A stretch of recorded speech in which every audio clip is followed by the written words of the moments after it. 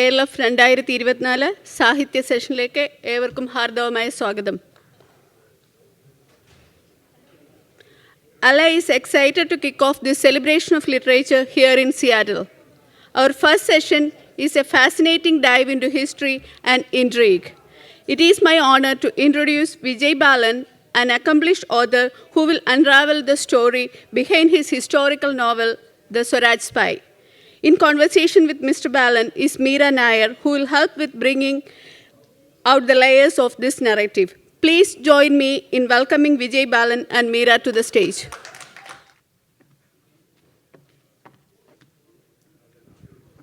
Hello. Good morning, everyone. The Swaraj Spy is a historical fiction based on the author's grand-uncle's real life in colonial era and Indian freedom struggles.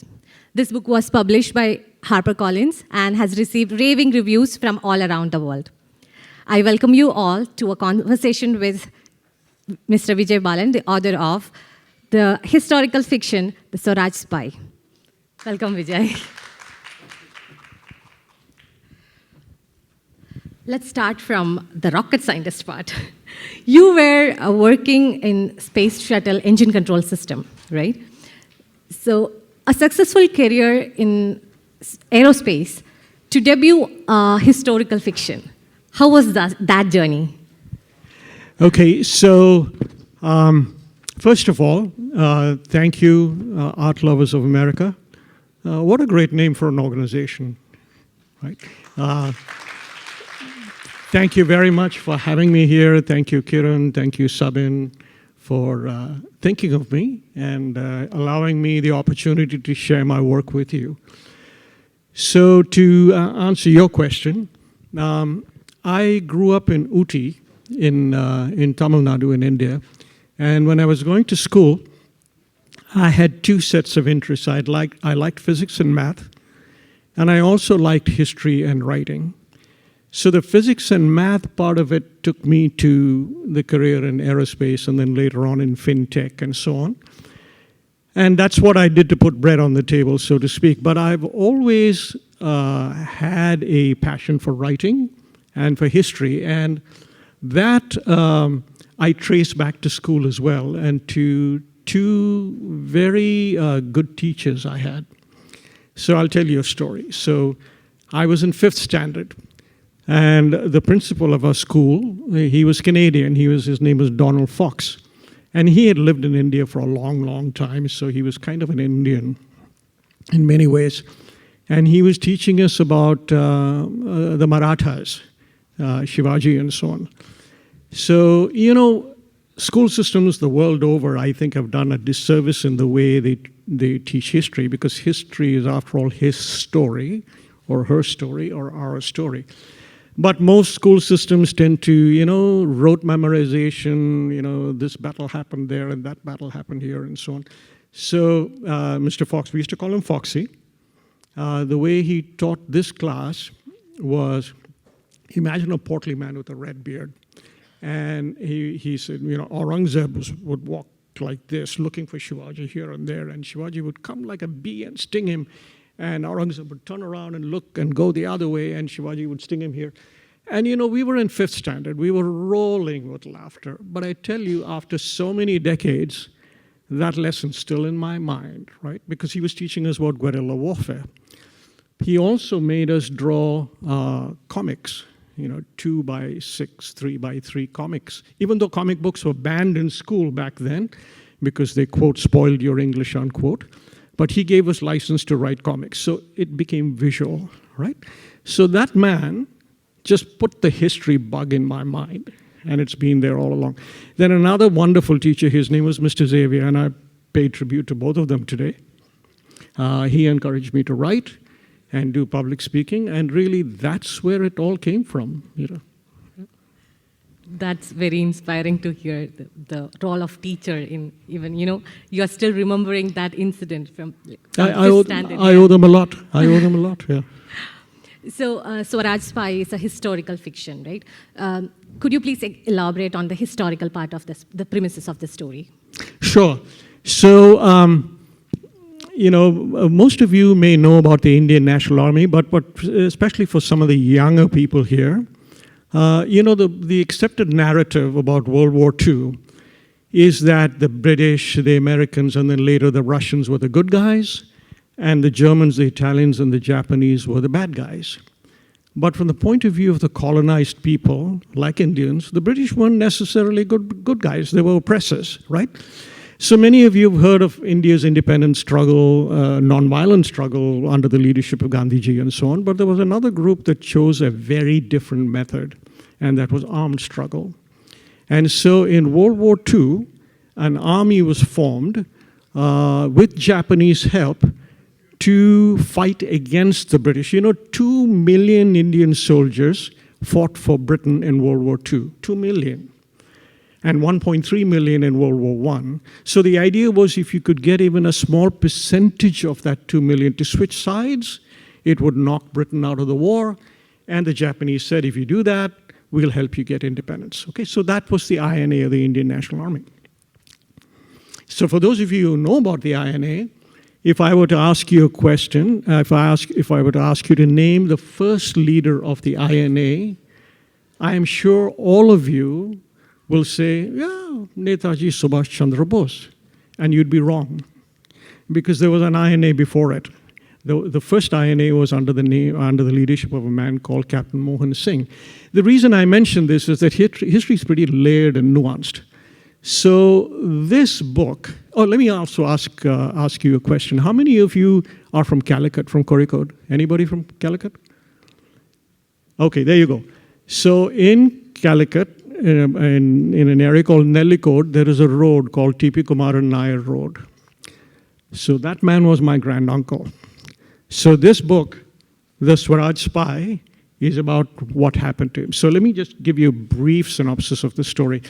So Meera Nair was with the Malabar Special Police, which was a very fearsome outfit. It was created by the British to put down uprisings, both armed and unarmed.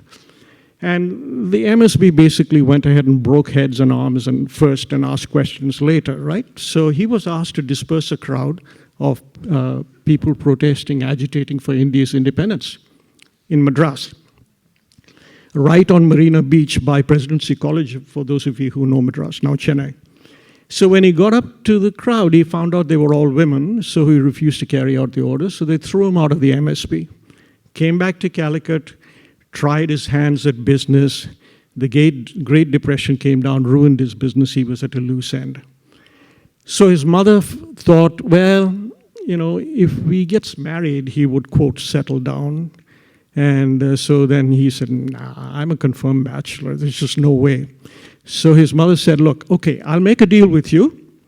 You take one look at this woman, and if you say no, I'll never ask you again. So he said, okay, fine, that sounds like a good deal. And he went and saw Malu.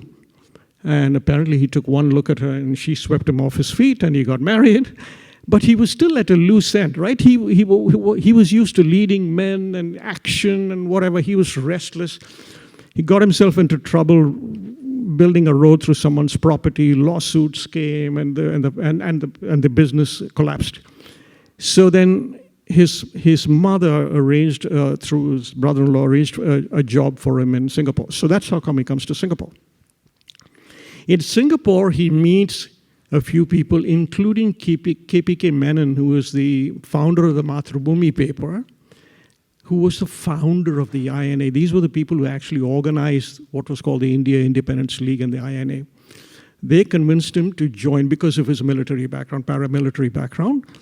He joined a secret spy school in Penang, which was training spies to spy against the British. There were 34 men that were trained in that school.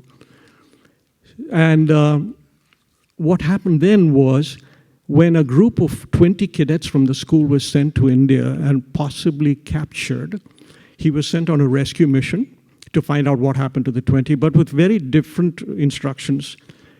The Japanese told him to go continue the mission, which was to spy on British installations.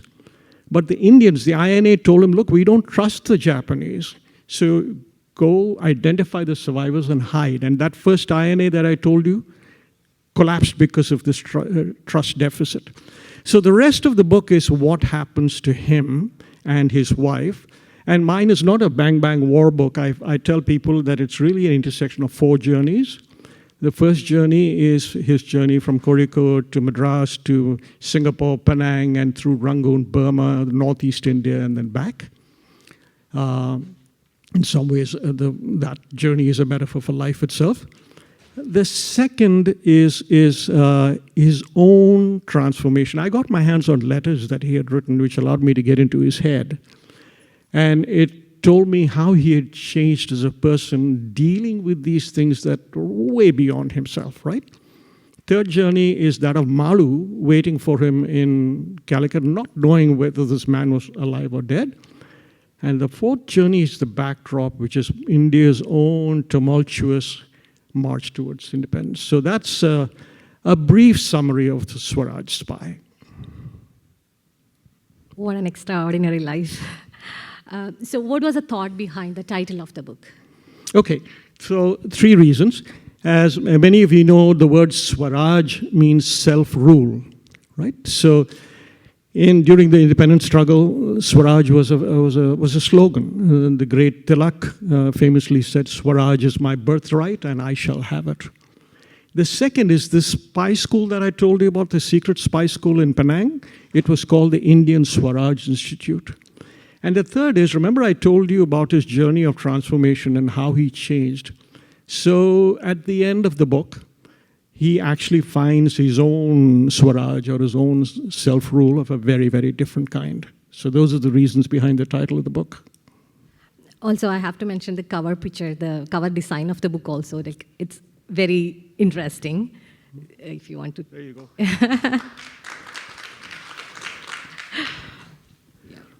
So in your perspective, did INA succeeded? Or what was the influence of INA in Indian independence struggle? Okay, that's a terrific question. So in 1942, the Japanese took Singapore, and then they pushed the British out of Burma. And had they pursued the British at that time, there was nothing between the frontier, the Burma-India frontier, and Calcutta. They could have rolled into India, and they could have gotten more and more people to join the INA, and they could have possibly succeeded. But they had other things to do because they were busy fighting the Americans, right? Not a lot of people know, but at exactly the same time that the Japanese bombed Pearl Harbor, they bombed Singapore, and they attacked Malaya. So they went as far as the Burma border stopped because they were busy fighting the Americans. They finally invaded India in 1944, and there were 2 famous battles in Imphal and Kohima that were fought. But by then it was too late, because with American help, the British had re-equipped, and then they counterattacked and crushed the Japanese, crushed the INA. And in my mind, this is just a personal opinion, I don't think the Japanese ever understood how to use the INA. If the Japanese had used the INA like India used the Mukti Bahini in 1971 in the Bangladesh War, I think they would have been more successful, because you would have had a force acting behind enemy lines and getting people to switch sides. But anyway, so that didn't happen. So the INA was defeated. So what did the British do? They captured the INA prisoners and took them back to India, and they were put under trial. And 3 of them, Shahnawaz, Dhillon, and Sehgal, a Hindu, Muslim, and a Sikh, were put under trial in Delhi, accused of treason, with the idea that they would all be executed, to kind of render a lesson saying, guys, don't ever rise up again.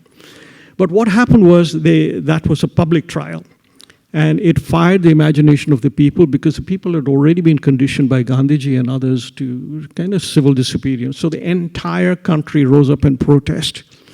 So the British quietly backed off and gave them a light sentence and then let them go. So then what happened was that then just created so much of a wave of protest that in 1946 the Indian Navy revolted. So the British came to a conclusion, my opinion, but I'll back it up in just a second, that they could not hold India anymore by using the Indian armed forces, because that's how they held India. They could no longer do what they did in 1857 during the uprising, where it is the Bengal army that revolted, but they brought the Madras army and the Bombay army to put it down. The fire had been lit. So I often tell people, and this is a personal opinion, that the INA failed tactically. It was crushed on the battlefield, but it succeeded strategically, because it planted that seed of doubt in the British mind. And in 1956, when Clement Attlee, who was the Prime Minister of England or Great Britain when India got independence, when he came to India, he had a conversation with Mr. Chakravarti, who was the acting governor of Bengal, and he actually said, the reason we decided to leave India is that we had lost faith in the Indian armed forces. So kind of a nuanced answer to your question, the INA failed, no question about it, on the battlefield. But my opinion is that it actually succeeded in achieving its aim. Too bad Netaji Subhash Chandra Bose was not alive to see that. I'm sure an extensive research went into this book, but it's a fiction. So how did you maintain a balance between the historical facts and the fictional part of the story? Okay, so, the seeds the seed of this book was planted in my mind by my dad. So when I was growing up, he'd tell me stories about Kumar and Amaman, right? He did this and he did that and all of that. And so these bits and pieces were rattling around in my head for a long time. And then when I finally decided to write, I said, let me find out about this. And then I started researching and digging into it. And then I found that the real story was way more fascinating than anything I could have made up. So that was one of the main reasons for me to stay as close to the facts as possible. So while the book is, Dr. Shashi Tharoor has been kind enough to endorse the book, and he called it an engaging work of historical fiction, I've used fiction as a vehicle to tell the story. It's just a storytelling vehicle. Most of the events described in the book are backed by 6.5 years of research. There is a section in the back of the book called Author's Notes, where I have, fessed up, so to speak, and I have told you where I have moved things, which characters I have introduced, which are mine, and so on. But a very, very large part of the book is factual, because as I said, as I kept unraveling, what I was seeing was more and more fascinating that I really didn't have any reason to fictionalize. So while writing a book about one of your relatives, how was the support and how was their involvement in your extended family, and also how was their response after reading the book? Okay, so when I said, look, I want to write a book about this person, and I will talk about the research process in just a little while, I found there was very little out there. So I started with family. I said, hey, tell me about this man. So I got bits and pieces, but one of the risks in writing about kind of a family hero is that it can become a hagiography, because there are a lot of myths about, well, he did this, he leapt over tall buildings in a single bound kind of thing. So I ended up doing a lot of cross-checking to make sure that, what I chose to put in the book was actually backed up by multiple sources. And then I got my hands on letters that he had written, and he got them smuggled through a route to get past censors and so on. And those letters had been preserved in the family all these years. And so I got my hands on those letters. And as I said earlier, that's what helped me get into his head, to see how he was changing. And I could see the change in his letters. And he wrote the letters in just beautiful English. I mean, that generation was different. They wrote things. They wrote diaries, and they wrote lovely letters. Some of the letters were in Malayalam, but many of them were in English. And my family was generous enough to share those letters with me, which helped me kind of stitch the narrative together. And then a lot of what I found out in my research, the family didn't even know, in terms of this is what happened to this man, right? So the family has been very appreciative, and they helped a lot with the process of gathering information, but they've been very appreciative about my having told the story, which had been kind of passed around in the family for decades. You mentioned the character Malu, the protagonist's wife. Could you please explain or expand on that character in the story? Okay, Malu actually only occupies maybe 10% of the book. Most of the book is about what happened to him and the INA and so on. But it's very interesting. When I get feedback from women readers, they connect with her.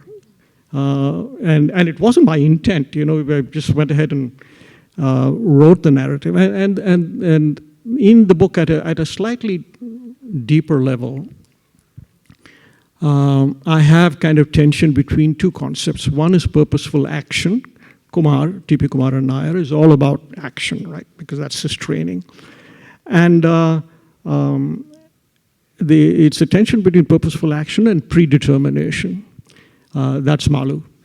So predetermination doesn't mean fatalism and giving up. It's just recognizing that there are some things you can't, influence, and you might as well accept it as you go on. So while Kumar is out there in the jungles trying to desperately somehow make it back to India, Malu is waiting for him. But she waits for him with a certain stoicism and a certain strength, a very understated strength, which, as I said, I find that women readers who read the book, picked up on that, very, very quickly. So that's what Malu is all about. While writing about little known facts in history, especially Indian freedom struggle and everything, is like, even in this generation, it is very emotional for us. We all become a little more patriotic when it comes to Indian freedom struggle and when you talk about it. But you are talking about a little known fact. What were your challenges while gathering information and after releasing this book? Okay, so, when I decided to write this book, as I told you, my father had planted little bits and pieces of the story in my mind. I said, fine, let me go find out what Commander Nair was all about. And I went to the web and there was nothing. So and there are so many stories like this. When I did my research, it just threw up so many similar stories, but this is one that I chose to write about. So there was really nothing. The trail was cold, it was frozen, there was permafrost on it, and so I said, okay, let me start digging, and I started with family. So, and then one person introduced me to another person and to another person, and I finally got my hands on British-era documents that told me how much the British knew about what was going on behind Japanese lines. It was fascinating. The British counterintelligence was incredible. They had double agents telling them what was going on in this spy school and so on. So slowly, out of the mist, if you will, the story started emerging. And I tend to be a very visual writer. I feel it's my duty, my job, to take you and put you there so that you can see, hear, and emote and feel what my characters are going through. So I did a fair amount of travel. I traveled to India several times and to Singapore, Malaysia as well. But traveling to Singapore, today's Singapore, it doesn't help because it's all steel and glass. It doesn't look like what it looked like back then. So I must have spent hours, weeks, if you will, if you put all the hours together on YouTube, looking at old videos of wartime Singapore and, what did it look like? What does an air raid sound like anyway, right? So a lot of time on that kind of research. Burma was too dangerous to travel, especially the parts of Burma where this book is set, which is on the border between today's India's Mizoram. A lot of insurgent activity there and so on. But since Burma had not changed a lot since those days, I was able to sit in my study in Atlanta and use Google Earth and go, because I knew where he had gone, and basically understand what those places looked like and so on. So That is so interesting. Mr. T.P. Kumaran Nair, your grand-uncle, did he get any awards or recognition for his extraordinary life? No, unfortunately, there is the only record that remains of his contributions is that road in Calicut. And a kind of a strange metaphor, if you will, it's now bypassed by a highway, and it's been superseded in many ways. So really, that is the only legacy of any kind, and so part of why I wrote this book is to contribute towards that, because I want the story known. I want people to know about this man and what he did. You were working full-time in aerospace industry while writing this book, right? What is the process of your writing?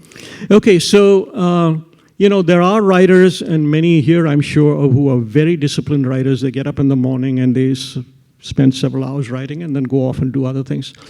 But at that time, I'd gone beyond aerospace. I was actually running a fintech consulting company while writing this book. And so I wrote in spurts.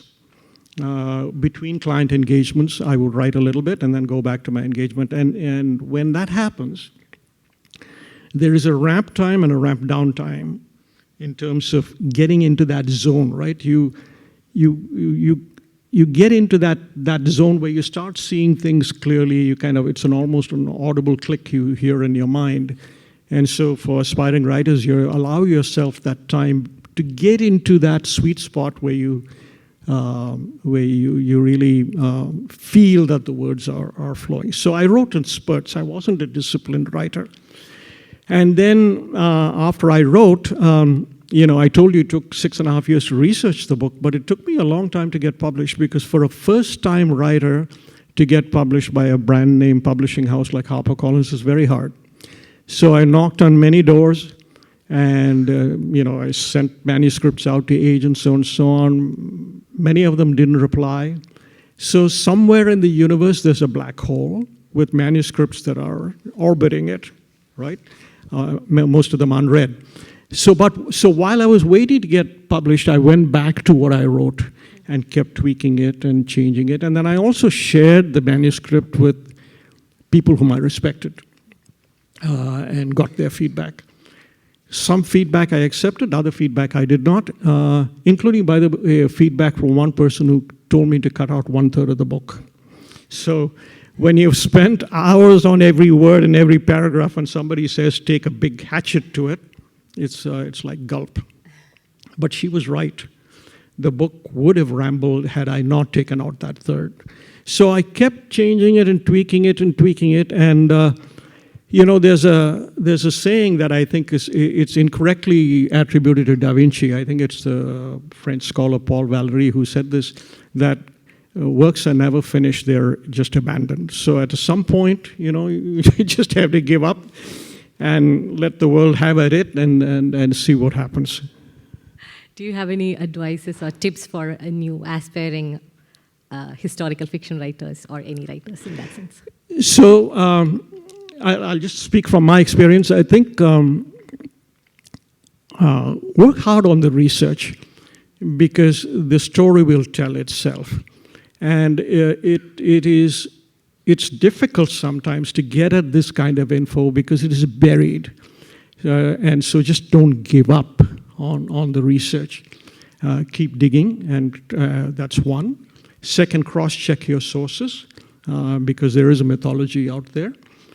And then in terms of your narrative, just use, let me use a rough analogy. It's like a vessel changing the shape of the water that's inside it. You don't change the water, but you might change the way in which it's presented, right? So just keep the discipline in terms of the research, and then use your narrative skills to shape the facts. And then if you're a first-time writer, I will tell you right now, the publishing journey is a tough one. Don't give up, persevere. And I was having a conversation with a few people this morning about the editing process, where finally when you do get a publisher, an editor might come and just take a big hacksaw and do all kinds of terrible things to your work. So just persevere, hang in there, and hold your ground as well. Don't necessarily give up easily in terms of what they tell you, because a publisher will look at it from a marketing point of view in that, can I sell this thing? Because look, at the end of the day, publishing is a business. Can I sell this thing, right? But you as a creative artist, you're creating something. So there's a balance. And so there's a push-pull, so hang in there. But more than anything else, as I said, just don't give up. Don't take no for an answer. Thank you so much for that. It's always special to hear the book or a poem in author's own voice. If you don't mind, could you please read a passage from your book? Oh, sure. Okay. So let me set this up for you. It is, how much time do we have? I think 5 more minutes. 5 more minutes? Okay, I'll be quick. Okay, so I'll set this up for you. This is Kumar evacuating his sister, Tangam, and their 2 children, Suku and Sulu, from Singapore in the middle of an air raid. And Kumar is accompanied by his brother-in-law, who goes by his initials AM, and another brother-in-law called Gopal. On the day of their departure, Tangam, Sulu, and Suku climbed into an RAF truck. Kumar drove, while AM and Gopal sat in the back, along with 2 small suitcases. As they neared the harbor, cars and vans jostled horse carts and rickshaws laden with people carrying large bundles. Drivers leaned heavily on their horns as if the sound could part the traffic. A huge throng pushed and elbowed its way from a sea of abandoned vehicles to the docks. The Keppel docks in Singapore, a source of British pride, had controlled commerce between the Far East and the Indian Ocean, but the round-the-clock bombing had reduced hubris to rubble. Roofless warehouses now gaped at the sky. A dockside crane lay sprawled on its legs twisted on its side, its legs twisted in grotesque angles like a giant squashed insect. The funnels of a sunken steamer rose out of the water like pillars, supporting the dark clouds of smoldering ash that asphyxiated everyone's lungs. Kumar, AM, and Gopal linked arms to form a protective ring around Tangam and the children. They shuffled slowly as the crowd carried them forward.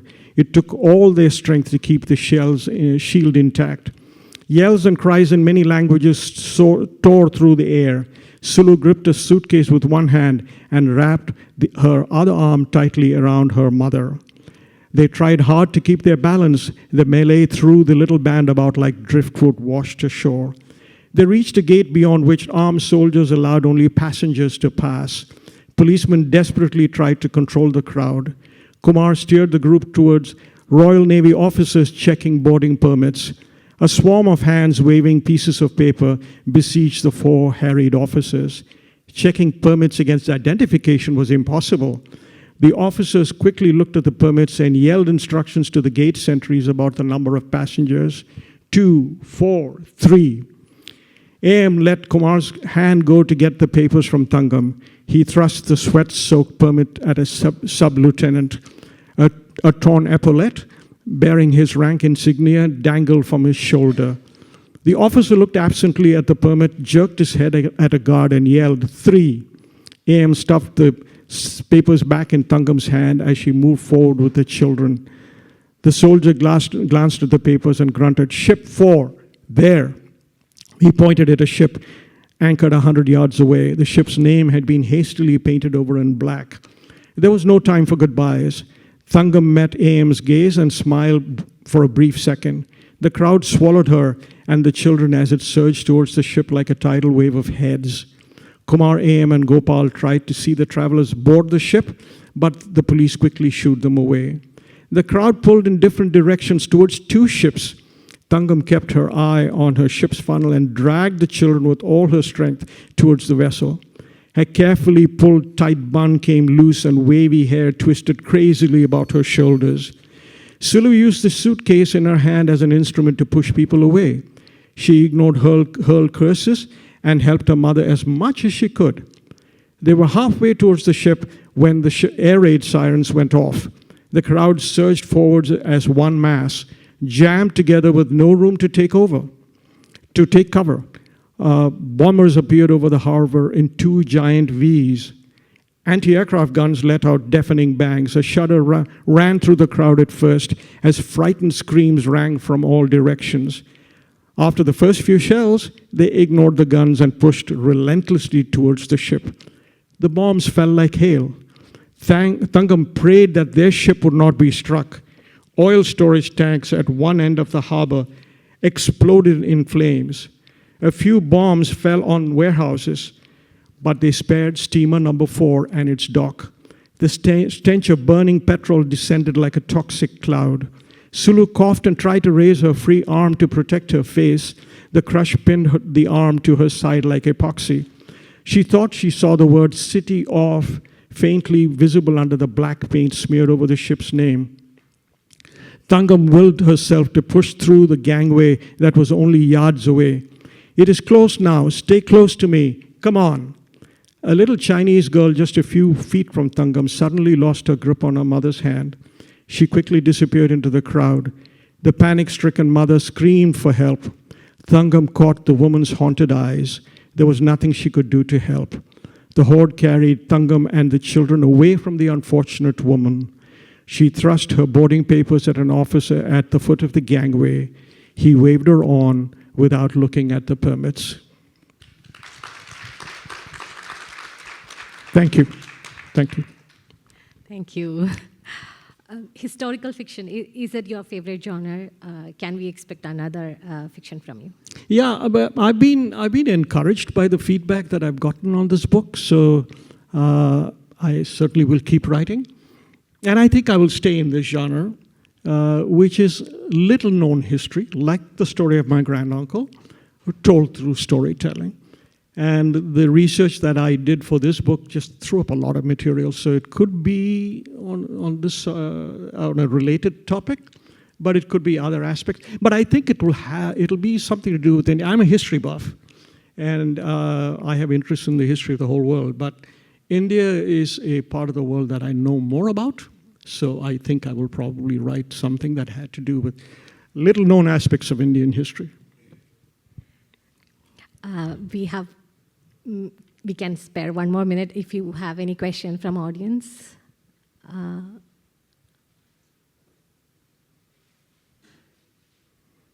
Anyone? Any questions for? Okay. Hi Vijay, just out of curiosity, right? You almost stole my question. I was about to ask what would be your next book or the genre you would be interested in to focus on. But since you already said that, I'm just curious, how did this first book set your confidence level to focus into a different genre? How do you feel about it? You mean, do I have the confidence to completely switch genres and go to something else? I don't think I'm that brave. I think I'll stick to what, let me put it this way, there are two things that drive me. One is my passion, right? So I'm passionate about history, especially about Indian history.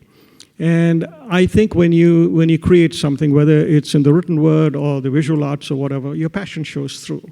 And that commitment comes across. So I think I'll stay with that. That's that one aspect of it. The second is, as I said, the feedback that I've gotten on this book has been encouraging. So I know it's resonating somewhere, like that feedback that I shared with you about Malu and women readers. So I think I will stay with that.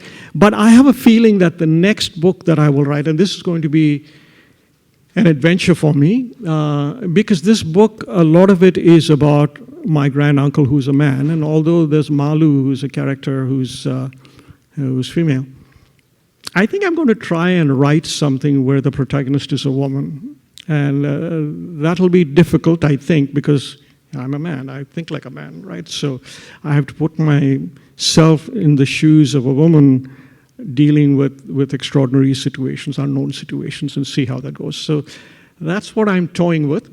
But completely, switching genres and writing, a spy, kind of a detective novel or a rom-com or something, I'm not there yet. Thank you. Thank you. Anyway, you opened a question for me. I was planning not to ask a question. But since you are interested in Indian history that much, so what is your opinion or what is your take on falsification of Indian history and or rewriting history into different style or different type? So what do you think about it? Okay, so that's a great question. You know, I often tell people that history walks on two legs. One is fact and the other one is interpretation, right? Facts are facts.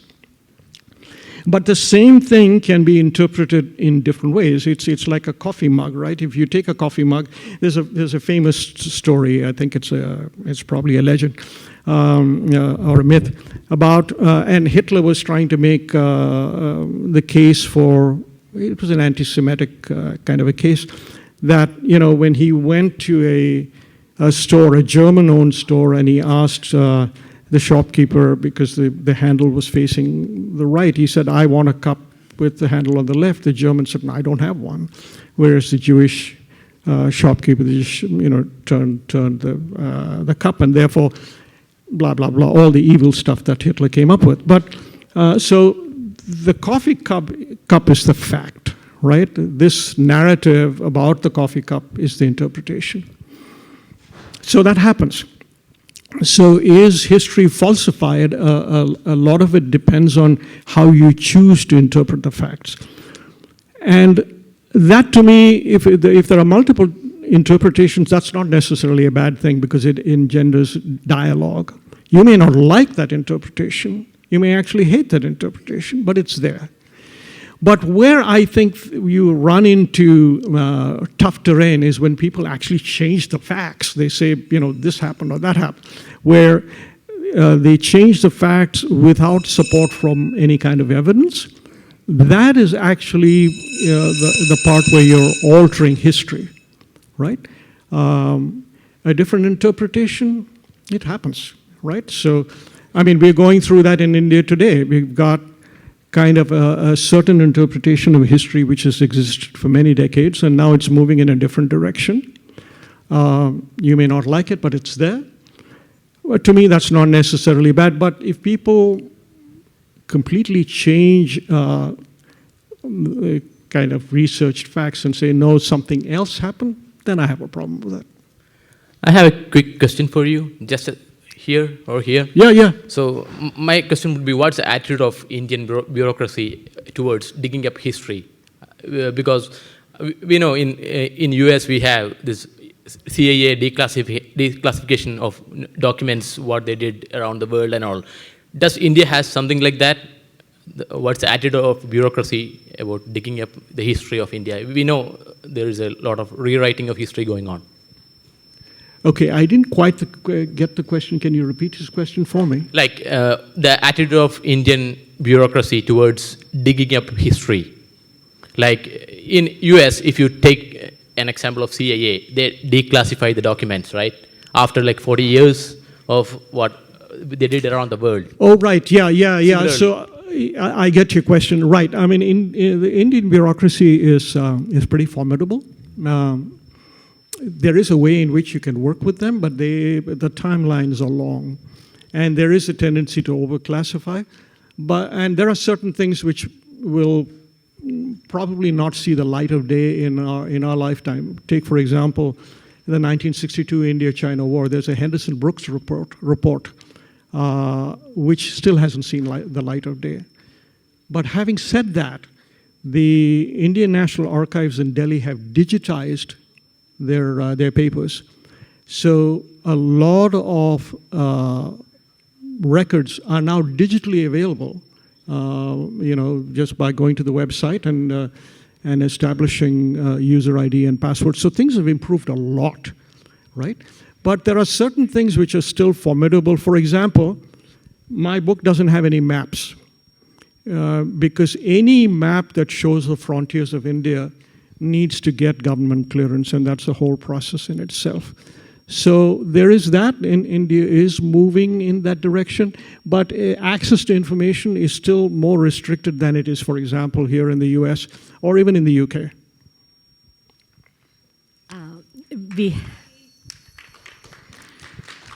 Thank you so much. Thank you so much. And Kiran, can people come and get the book now, or? Yeah. Okay, so if any of you want to get the book, I'll be signing them out there. And Let me conclude now. Here is what Dr. Shashi Tharoor says about the book. The Swaraj Spy is an engrossing story that delves into a place and time that writers and historians have unjustly overlooked for a long time. Vijay Balan guides the reader through fascinating landscapes, high political drama, and the inner transformation that the savagery of war can provoke. A compelling work of historical fiction based on the author's grand-uncle's life, well worth reading. So there is a book signing session outside the hall. You can get the copy of this amazing book signed by the author himself. So please do get the copy. And thank you so much, Vijay Balan, for this interesting and insightful discussion on your book, Swaraj Spy. And thank you so much. There's something you need to know. She has had no power in her house for 4 days. And she has put all of these questions together and all of that in spite of all those challenges. So my sincere thanks to you. Thank you so much. Thank you so much.